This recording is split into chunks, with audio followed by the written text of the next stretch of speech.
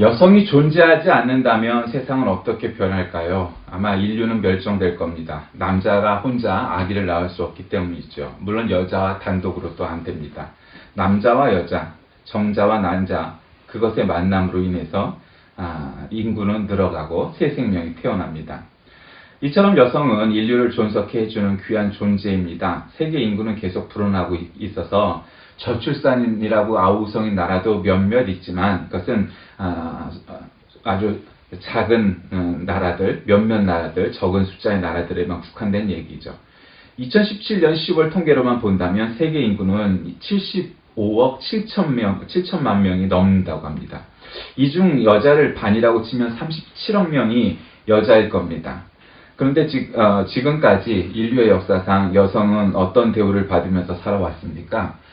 불과 여성의 참정권이 생긴 것은 19세기, 그리고 대부분의 국가들은 다 20세기, 그것도 후반부에 이르러서야 참정권이 시작되었고, 북유럽의 몇몇 나라를 제하면 아직도 대다수의 여성들이 정당한 정치적인 대우를 갖고 있지 못한 겁니다.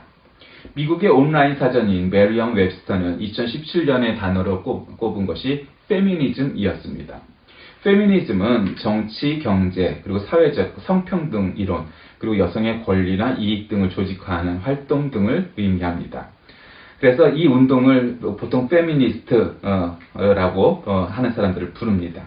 이 페미니즘 운동은 오래전부터 시작되었는데 크게 세 번의 변화를 겪게 됩니다. 19세기부터 20세기 초까지 투표권이 보장된 제1의 물결, 60년대 이후 고용 및 공적 영역에서의 기회균등을 주장했던 제2의 물결, 그리고 1990년대 이후 여성이란 주체성을 반성적으로 성찰하기 위해 시작된 제3의 물결로 나눈다고 합니다.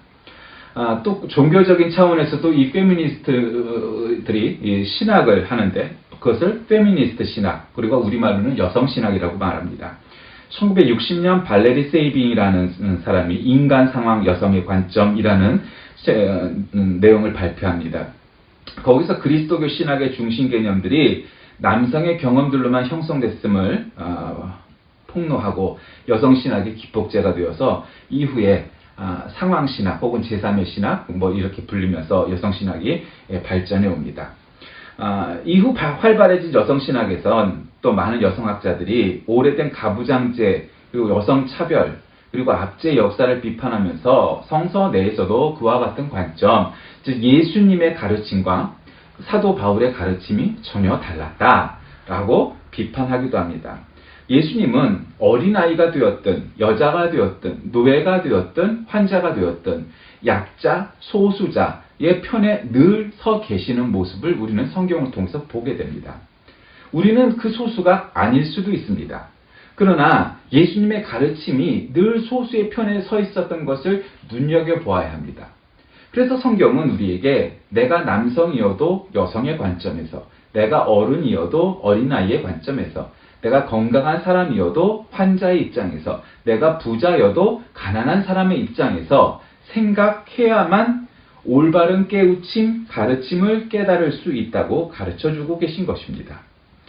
실제 예수님이 살아생전에 특별히 그 공생의 후반부에 가면 결국 제자들 몇몇의 남자들과 여성들만이 남게 됩니다.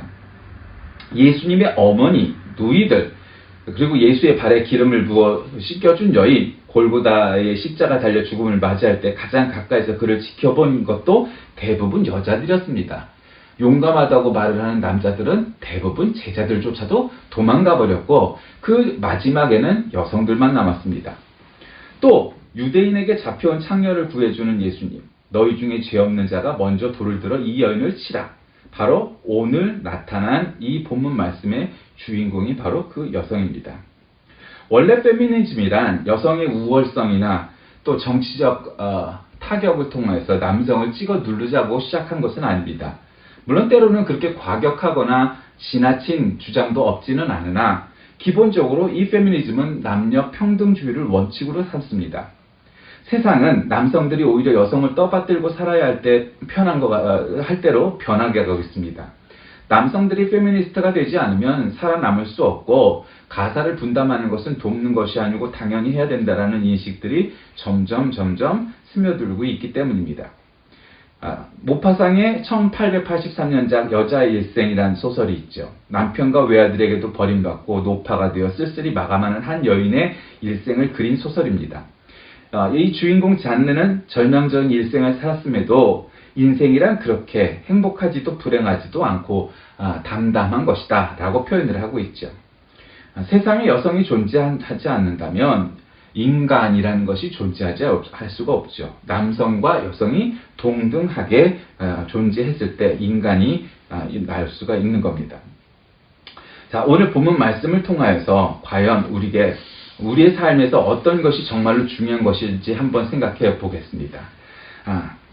아침에 다시 성전으로 들어오시니 백성이 다 나오는지라 앉으사 그들을 가르치시더니 라고 본문이 시작됩니다. 전 내용은 산에 올라가서 기도를 마치시고 이제 아침 일찍 나오신 예수님의 모습입니다. 그랬더니 서기관과 바리새인들이 음행 중에 잡힌 여자를 끌고 와서 가운데 세웠다 라고 말합니다. 그러니까 서기관들과 바리새인들이 음행 중에 잡힌 여자, 즉 현장 검거범이란 소리죠. 그래서 현장에서 검거했다는 겁니다. 그 얘기는 여러분 이게 도둑질도 아니고 강도질도 아니고 살인도 아닌데 이러한 남녀 상열지사의 일을 범행 중에 잡았다는 것은 뭔가 덫을 놓았다. 즉 그것을 지켜보고 있었다. 함정수사다. 이렇게 짐작할 수 있는 내용입니다. 그리고 그 주모자가 바로 서기관들과 바리새인들이라는 것을 기억해야 합니다. 그리고 그 예수님 앞에 데려와서 선생이여 이 여자가 가늠하다가 현장에서 잡혔나이다. 이렇게 말을 하는 겁니다. 그 왜 그랬을까요? 5절에 그 이유가 나오죠. 모세의 율법에 따르면 우리가 함무라비 법전의 유명한 구절을 아시죠? 여러분? 코에는 코, 눈에는 눈, 이에는 이. 그것이 이 중동사회, 고대 중동사회의 일반적인 법칙이고 또 대부분의 사회가 다 그랬습니다. 도둑질한 자에게는 똑같이 그 범행을 하는 거예요. 살인을 한 사람에게는 그 본인이나 그 가족을 죽여서 그냥 똑같이 동등하게 벌을 내리는 것을 그 죄의 제1원칙으로 삼았었죠. 그러니까 모세의 율법에 따르면 말이 아니라 현장 검거범인 이 간통범, 간음범은 현장에서 돌을 들어서 치는 겁니다. 여러분 요즘도 가끔 중동사회에서 특히 이슬람 사회에서 간음을 하거나 뭐 이러다가 바람나서 붙잡혔던 사람들이 그중에서 특히 여성이죠. 돌에 맞아서 죽었다는 이야기가 요즘도 간간히 들려오죠. 왜 그럴까요? 이슬람은 아직도 이 구약시대의 율법을 그대로 적용하기 때문에 그것이 가능한 겁니다. 근데 지금은 그런 구약적 정서가 있었으니까 이 여인은 당연히 뭐 율법에 따르면 돌 들어서 쳐 죽이는 것이 마땅한 일이었습니다. 그래서 예수님 앞에 끌고 와서 이 여인은 율법으로 따르며 돌에 맞아 죽는 게 당연한데 당신은 사람을 사랑하고 약자를 사랑하는 사람인데 어떻게 할 것이냐? 시험해 보려고 지금 그러고 있는 것이죠. 6절에 그 고발할 조건을 얻고자 예수를 시험 삼아 이랬다. 이렇게 말을 하고 있습니다. 지금 서기관들과 바리새인들은 의도가 아주 나쁘죠. 한마디로 죄질이 나빠요. 그들이 뭔가 궁금해서 예수님에게 가르침을 받으려고 이런 일을 했다면 그것은 의도 자체가 나쁜 것은 결코 아니었을 겁니다. 그런데 이들의 목적은 지금 예수님이 어떻게 평가를 하실까 있는 것이 아니고 이래도 안 되고 저래도 안 되고 시시비비가 아니라 다 안 되는 걸 가지고 온 이야기입니다. 왜? 그들도 해결할 수 있는 문제를 지금 예수님을 당국에 고발해갖고 지금 어떻게 하면 범죄에 연루시킬까? 지금 그 목적을 갖고 있었어요. 의도가 나쁜, 죄질이 나쁜 일이었습니다. 그러자 예수님이 어떻게 행하십니까? 몸을 굽히셔서 손가락으로 땅에 쓰시니 아니 그냥 말은 안 하고 땅바닥에서 뭐를 끌적끌적 하시니까 사람들이 묻죠.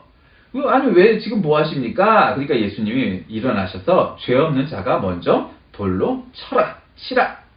그리고선 다시 몸을 굽혀 손가락으로 땅에 또 글을 쓰셨대요. 그들이 이 말씀을 듣고 양심의 가책을 느껴서 어른으로 시작하여 젊은이까지 하나씩 슬금슬금 다 사라져버리고 오직 끌려온 여인과 예수님만 거기 남았더라. 이것이 오늘 본문의 주요한 내용입니다. 자, 여기서 의문점을 한번 생각해 보십시오. 자, 예수님 말씀 중에 죄 없는 자가 먼저 돌로 치라고 했습니다. 먼저란 누구를 말하는 거겠습니까? 이 여인이 간음하는 현장을 목격한 증인에게 먼저 치라는 것이었나요? 아니면 율법을 잘 알고 이 모든 일의 배후 조종자인 서기관들이나 바리새인들이 먼저 돌로 치라는 건가요? 자, 그 먼저 돌로 치라 했습니다. 여러분, 우리에게 주어진 판결권을 다시 둘러싼 제자들과 바리새인들 중 한 사람을 지목해갖고 그럴 수 있었을까요? 그것도 아니면 누가 먼저 치라는 건가요? 여기서. 그거는 이런 걸 겁니다. 여러 가지 해석이 나올 수 있겠지만 먼저 너희 중에 정말 죄 하나 없이 깨끗한 수만 가지 수천 가지 율법을 하나도 어기지 않고 다 지킨 그런 깨끗한 사람부터 쳐라. 이 얘기죠. 그 예수님이 바로 바리새인과 사두개인들 그리고 서기관들과 같은 그런 기득권자들 권력자들에게 돌린 겁니다. 이들이 예수님을 시험하려고 이 여인을 데려다가 와고 시험을 빠뜨렸더니 예수님이 오히려 논법적으로 그것을 되돌려준 거죠. 먼저 죄 없는 자가 돌로 들어 쳐라. 이런 거죠. 가장 깨끗한 사람, 가장 성결한 사람, 가장 거룩한 사람, 가장 신앙이 깊은 사람이 먼저 돌을 들어서 율법을 행하라. 이 이야기입니다. 여러분, 우리가 신앙이 깊어지다 보면 때로는 독선에 빠질 때가 있습니다. 물론 깊어져서 좋은 점들이 있죠. 근데 그거 좋은 점들도 있지만 꼭 나쁜 것만 또 얘기하는 것들이 있어요. 예수 안 믿는 것들은. 그러나 어쨌든 좋아지는 점이 있어요. 그러나 깊어지면서 우리가 어떤 착각에 빠지기가 쉽냐면 내 신앙의 연조가 이렇게 됐고 내가 어떤 직분이 되었고 하니 나의 신앙은 더할 나위 없이 점점 깊어져만 가는구나라는 착각 속에 빠질 수 있지만 신앙이란 세월, 제도, 직책 이런 것 따위와는 관계없이 우리에게 존재하는 바로 형이상학적인 것이라는 거죠.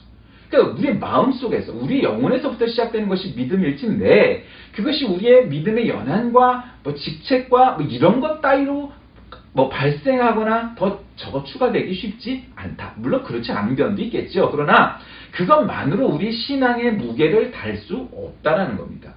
그러니까 여기서 한마디로 먼저 돌을 들어 치라는 말씀은 야야 나에게 지금 이 여인을 끌고 온 함정 수사를 하고 배후 조정을 하고 있는 너희 서기관들과 바리새인들이 먼저 돌로 쳐라 이 말이에요. 왜? 니들이 죄가 없다면 정말 하나 깨끗하고 나는 하나도 율법을 어긴 적이 없고 정말 그렇게 산다면 이란 전제죠. 그런데 그것도 또 문제가 있습니다. 왜 그럴까요? 구약시대 때는 일주일에 한 번 토요일 안식일이면 제물을 들고 와서 제물을 바쳐서 자기 대신에 죄를 받게 하고 죽게 했습니다. 왜? 내가 죽을 수가 없으니까 매주. 그 얘기는 어떤 사람도 100이면 100 모두가 다 일주일을 살고 오면 거짓말을 하고 잘못을 하고 죄를 짓고 하나님 앞에 나와야 했기 때문에 어느 누구도 단 한 사람도 죄 없이 성결한 모습으로 하나님 앞에 설 수 없다라는 전제가 그 제사법에 놓여져 있는 것입니다. 그러니 이들은 먼저 돌을 들어 쳐도 그들 스스로가 사람은 그럴 수가 없는데 라는 것을 깨달았을 겁니다. 그래서 감히 먼저 돌을 들 수 없었던 겁니다. 그들은 사람들 앞에서는 죄인이 아니라고 나는 가장 성결한 사람이라고 사람끼리는 그렇게 얘기할 수도 있었을 거고 어쩌면 그럴 수도 있었을 겁니다. 그러나 그것은 우리 인간끼리의 문제이지 하나님 앞에서는 절대 그럴 수가 없습니다. 그래서 먼저 돌로 치는 것은 이렇게 2중 3중에 꼬여있는 문제를 해결할 수 없는 그러한 난제였습니다. 그래서 사람들은 하나씩 둘씩 사라졌던 겁니다. 그럼 두 번째 문제, 예수님은 이 여인을 죽이기로 작정하신 걸까요? 사람은 때때로 그런 오해를 할 수가 있습니다. 먼저 돌로 치라 했으니 그 중에 한 사람이 돌을 들었으면 어떻을까요? 그러나 역사의 만약이라는 전제는 굉장히 새로운 상상력을 불러일으키기도 하지만 그것은 지나친 쓸데없는 생각을 만들어내기가 쉽습니다. 예수님은 이 여인을 죽이고자 그랬던 것이 아닙니다. 살리기 위해서 먼저 돌로 들어 치라 했던 것입니다. 여러분, 사자가 자기의 자식을 강하게 키우기 위해서 낭떠러지에서 떨어뜨린다고 하는 말이 있습니다. 그 말이 사실이 아니란 말도 있죠. 그러나 어쨌든 간에 지금 이 여인을 죽이기 위해서가 아닙니다. 살리기 위해서입니다. 왜 그럴까요? 지금 이 모든 일의 배후 조정자였던 서기관들과 바리새인들의 목적은 뭘까요? 정적처럼 어떤 라이벌처럼 예수님이 이렇게 지금 부상하고 있으니까 예수님을 제거하기 위한 목적이 컸습니다. 이 간음한 현장범인 이 여인은 죽든지 말든지 관계가 없습니다. 그들의 목적은 정치적인 라이벌로 부상하고 있는 예수를 제거하는데 그들의 목적이 있었던 것이고, 바로 이 여인은 그 재물에 불과했던 것입니다. 이 여인이 죽든지 살든지 그들은 관심이 없었습니다. 그런데 예수님의 관점은 무엇이었습니까? 이 여인을 살리는 것이 예수님의 목적이었습니다. 여러분, 그것이 차이죠. 여러분, 한번 가만 보십시오. 내가 가장 정치적으로 강한 척하건 내가 가장 자비가 많은 척하건 그게 관계가 없습니다. 그 사람이 하는 말과 행동 가운데 한 영혼을 살리기 위함이 있는 것인지 아니면 한 사람을 죽이기 위한 칼날을 숨기고 있는 것인지를 보면 알 수 있는 겁니다. 말이 아무리 거칠고 성격이 급해도 그 안에 사랑이 있는 사람이 있고, 말은 아무리 부드럽고 달콤해 보이지만 그러나 실제로는 사람을 죽이는 그런 말과 행동을 하는 사람도 얼마든지 있기 마련입니다. 지금 이 여인은 바리새인들과 서기관들 속에서는 그저 희생양에 불과한 재물이었지만 예수님에게선 이 여인이 세상 천하하고도 바꿀 수 없는 귀한 한 생명이었다는 사실을 우리는 잊지 말아야 합니다. 우리는 때때로 그 생각을 잃어버리기 때문이죠. 그런데 이 바리새인들과 이 예수님의 관점이 달랐기로 이 가련한 이 여인은 필시 남편이 없었을 가능성이 많죠. 또 이 여인은 필시 가난했을 가능성도 많죠. 그래서 입에 풀칠이나 하자고 그렇게 시작한 일일 수도 있을 것이고, 어쩌면 남편이 있었는데 갑자기 봄바람이 들어서 그랬을 수도 있을 겁니다. 어쨌든 그는 죄가 있는, 잘못이 있는, 과오가 있는 여자입니다. 그것은 분명합니다. 말할 나위가 없습니다. 요즘 들어 이 사회에 펼쳐지고 있는 미투 운동의 본질은 바로 그런 일들을 바로잡고자 하는 데 있습니다. 마땅하고 옳은 일이고 지속되어야 할 것이고, 그런데 이것이 얼마나 오래 갈까는 사실 알 수 없습니다. 그러나 문제의 본질은 그런 폭력성들을 제거하고 더 공정하고 합당한 권리와 인권을 존중하는 사회, 그것이 남성이든 여성이든 어린아이든 노인이든 관계없이 모든 사람들이 그렇게 평가를 받고 존중받아야 하는 것은 사실입니다. 그런데 혹 사람들이 자꾸 음모론을 제기합니다. 도대체 이것이 어떤 사람에 의해서 아니면 이렇게 자꾸 되고 있는 것인가? 이 사람 저 사람이 나타나고, 또 어떤 사람은 가해자로 지목받았다 자살하는 배우도 생겨났습니다. 일파만파 커지고 있습니다. 이것이 얼마만큼의 많은 사람들이 이 사태에 끼어들게 되고 밝혀지게 되고 드러날지 우리는 알 수 없습니다. 그러나 중요한 것은 바로 이 사태의 본질은 폭력성과 불공정함에 있는 것입니다. 어쩌면 이 사태를 맞이하면서 서기관들과 바리새인들처럼 이 일을 빌미로 뭔가 자기에게 유익한 일, 즉 정치적인 라이벌이나 이런 사람들을 제거하기 위해서 없는 것도 만들어내는, 그래서 선의의 피해자가 생길 수도 있다는 점을 유념해야 됩니다. 오늘 여기 등장하는 한번 사람들을 보십시오. 첫째는 서기관들과 바리새인들이고, 두 번째로는 잡혀온 여인이고, 세 번째로는 예수님이고, 그리고 나머지는 회중들, 다수들입니다. 대부분 우리는 이 회중들, 다수들에 서 있죠. 그래서 아마 여기서 어떤 놈이 먼저 돌을 들어 쳤으면 우리도 돌을 들어 쳤을 겁니다. 필요합니다. 때로는 필요하죠. 진짜 돌을 들자는 게 아니고 그런 비난과 비판이 필요할 때가 있고 또 정말 필요한 일입니다. 미투 운동은 절실하고 필요한 운동입니다. 그러나 거기에서 쓸데없이 혹은 과하게 그 일들이 칼날이 애매한 사람이거나 그런 사람들에게까지 이 칼날이 벌어진다면 이 문제의 본질은 흐려질 수가 있다는 겁니다. 오늘날 교회가 비판 혹은 비난받는 이유가 뭘까요? 대부분은 잘하고 있는 점도 많지만 그렇지 않은 몇몇 사실들, 몇몇 일들 때문에 교회 전체가 비난받는다는 점을 우리는 유념해야 됩니다. 그러면 교회나 목사가 모든 것이 다 잘못됐느냐? 몇몇 가지입니다. 그러나 그 일들을 하나로 뭉뚱그려서 전부 비난하고 싶은 것이 바로 사탄 마귀들의 심정입니다. 그와 같이 이 미투 운동도 그렇게 도용당하거나 비난받아서는 안 되기에 그러한 본질을 잃지 않고 나아가야 한다는 것입니다. 다시 한번 본문으로 돌아가 볼까요? 10절에 보니까 예수께서 일어나서 여자 외에 아무것도 없는 것을 보시고 이르시되 여자야 너를 고발하던 그들이 어디 있느냐 너를 정죄한 자가 없느냐 대답하되 여자가 주여 없나이다. 그러면 나도 너를 정죄하지 아니하노니 가서 다시는 죄를 범하지 말라 하시니라. 이렇게 말씀을 끝맺고 있습니다. 참 단방에 이 복잡하고 얽혀 설켜 있고 정치적인 종교적인 윤리적인 문제가 있어서 이 난제를 어떻게 해결할까? 사람들은 아마 그렇게 생각했을 겁니다. 그런데 예수님은 아주 문제를 현명하고도 단박에 해결하는 방법론을 제시했죠. 먼저 돌을 들어 쳐라. 그 얘기는 뭡니까?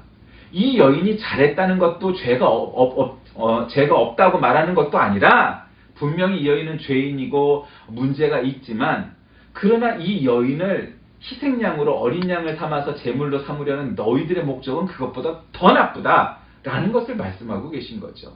이 여인이 죄가 없다는 게 아니에요. 그러나 이 여인보다 더 나쁜 건 바로 바리새인들과 서기관들입니다. 이것을 이용해서 저 여자를 죽여서라도 자기의 이익을 취하려고 했던 아주 사악한 사탄의 생각이 거기에 담겨져 있기 때문이죠. 그리고 만약에 돌을 들어 쳤으면 거기에 모였던 회중들은 저는 내가 저럴 줄 알았어. 내가 원래부터 저랬어. 그러면서 돌을 들어 같이 쳤을 겁니다. 그 이야기에 예수님이 보시는 인간관이 도대체 뭘까요? 이 여인보다 네가 더 성결하냐? 이 여인보다 네가 더 깨끗하냐? 이 여인보다 네가 정말 율법대로 잘 살았느냐? 그랬을 때 제가 그랬습니다 라고 너희끼리 말할 수는 있을지 몰라도 인간끼리 내가 볼 땐 그놈이다. 다 죄인이다. 네가 뭘 저를 비난을 하느냐? 이 얘기예요. 하나님은 정죄할 수 있을지 몰라도 너희 인간들은 서로가 서로를 비난하거나 정죄할 이유가 없다는 거예요. 정죄할 자격도, 정죄할 필요도, 정죄할 이유도 없다라는 겁니다. 예수님은 그래서 나도 너를 정죄하지 않을 테니 돌아가라. 그리고 가서 다시는 죄를 범하지 말라. 이렇게 마지막 판결 겸 교훈 겸 주시면서 보내죠. 여러분, 이 이야기의 그런 결론적인 이야기가 도대체 뭘까요?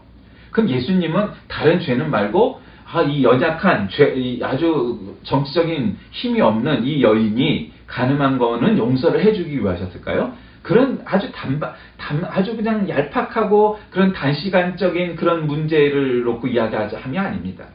예수님은 기본적으로 약자의 편을 쓰셨습니다. 그럼 왜일까요? 약자는 선하고 강자는 악하기 때문인가요? 그렇지 않아요. 약자는 약하기 때문이에요. 약자는 약하기 때문에 편을 들어줘야 되는 거예요. 어린아이들, 여성들, 환자들, 장애인들, 기타 등등 정치적 소수자들, 그 다음에 여러 가지 면의 소수자들의 편을 왜 들어야 하느냐? 그들은 약하기 때문이에요. 그래서 교회는 그들의 편을 들어줘야만 해요. 그래서 지금 이 미투 운동의 본질적으로 교회는 이 미투 운동의 희생자들, 여성들, 약자들을 편을 들어야 합니다. 그거는 마땅하고 옳은 일이고 그것은 어떤 공방의 이유가 없는 아주 절대적인 사실이죠. 그러나 잊지 말아야 할 것은 오늘 본문에 나와 있던 각 등장인물들처럼 어떤 사람은 이 미투 운동의 바리새인이 있고 어떤 사람은 이 미투 운동에 가늠하다 붙잡힌 여인일 수도 있고 또 어떤 사람은 바로 거기에 모였던 회중 여러 사람들일 수도 있다는 사실을 유념해야 한다는 것이죠. 내가 그 붙잡혀온 여인이 아니기 때문에 나는 붙잡힐 가능성이 없다고 생각하십니까? 나는 저 바리새인들처럼 사악하게 어떠한 남은 재물을 갖다가 등자해서 내가 정치적 이익을 취하지 않을 거라고 자신할 수 있겠습니까? 아니면 저 모였던 회중들처럼 누군가 먼저 돌을 들어 쳤으면 같이 돌을 들지 않고 여러분 돌을 들어 치면 안 됩니다. 그렇게 말릴 자신이 정말 있으십니까? 우리 누구는 어느 스스로도 그 모든 것들을 자신할 만한 사람들이 아무도 없습니다. 우리는 죄인이기 때문이고 우리는 연약하기 때문이고 우리는 선했다가도 악해지고 강했다가도 약해지고 그렇게 늘 다 변하는 그러한 존재이기 때문이죠. 우리는 하나님처럼 우리는 예수님처럼 그렇게 늘 한결같음으로 세상을 다 대하고 사람을 대할 수 없기 때문입니다. 때문에 먼저 돌을 치라 하셨을 때 먼저 돌을 들어 치는 것이 순종이 아닙니다. 가끔 그런 설교가 있죠. 성경 말씀마다 그냥 아멘 그럼 먼저 돌을 들어 치라 그러면 아멘 해가지고 돌을 들어 치는 것이 성경자인가요? 이 본문은 그걸 가르치기 위함이 아니죠. 먼저 돌을 들어 칠 만한 놈이 하나도 없다는데 우리 인생의 한계, 그 인생의 본질이 담겨져 있는 겁니다. 어느 누구도 먼저 돌을 들어 칠 사람이 없다는 거죠. 그분은 오직 예수님만이인데 예수님이 돌을 들어 치지 아니하시고 율법 따라, 구약의 율법 따라, 모세 율법 따라 신약적인 즉 예수 그리스도의 사랑과 은혜와 자비로 내가 너를 정죄하지 않으니 너는 이제 돌아가라. 그리고 다시는 죄를 짓지 말라. 그렇게 이 여인을 구해 주셨다는 것이죠. 말씀을 정리합니다. 원래 이 요한복음에서 진리라는 말은 결국 예수의 인격을 의미하는 단어로 쓰이고 있습니다. 즉 진리란 예수님의 인격입니다. 여러분은 어떻습니까? 여러분의 인격이 여러분의 신앙입니까? 여러분의 신앙은 여러분의 인격이 담겨져 있습니까? 예수님께서는 인간을 구원하기 위해 진리를 선포하셨습니다. 그런데 사람들은 믿지 않았죠. 왜? 그들이 진리를 깨닫지 못했기 때문입니다. 예수 그리스도의 인격을 몰라봤기 때문이죠. 오늘날 성도들에게도 예수 그리스도를 망각할 수 있는 유혹들이 많고 잠깐 방심하면 예수 그리스도의 인격은 사라지고 즉 우리 스스로의 인격도 없어지고 어떤 특별한 잣대나 어떤 특별한 주의나 어떠한 사상만을 들이대면서 이 세상을 재단하기 시작하면 어느 누구도 이 재단 속에서 살아남을 사람은 하나도 없다는 겁니다.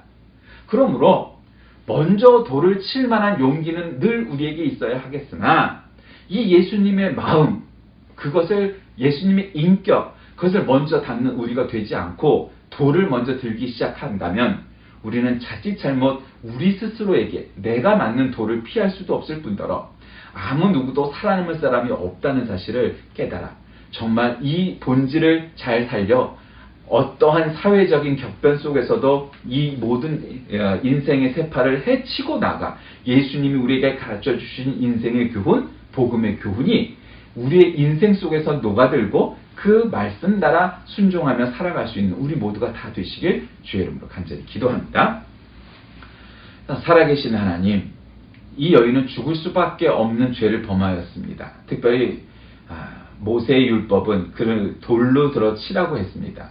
그러나 그 또한 남자가 아니라 여인만 주로 그와 같은 희생양이 되었던 것을 우리가 잘 압니다. 오늘날에도 마찬가지입니다. 대부분 약자들이 그와 같은 폭력 속에 놓여져 있습니다. 그 약자들과 함께하는 예수님처럼 우리 교회도 약자들과 함께 하시고 약자의 편에 서게 하시고 그래서 예수님처럼 모든 영혼을 구원하는 데 앞장설 수 있는 교회가 되게 인도하여 주옵소서. 예수님의 이름으로 간절히 기도드립니다. 아멘.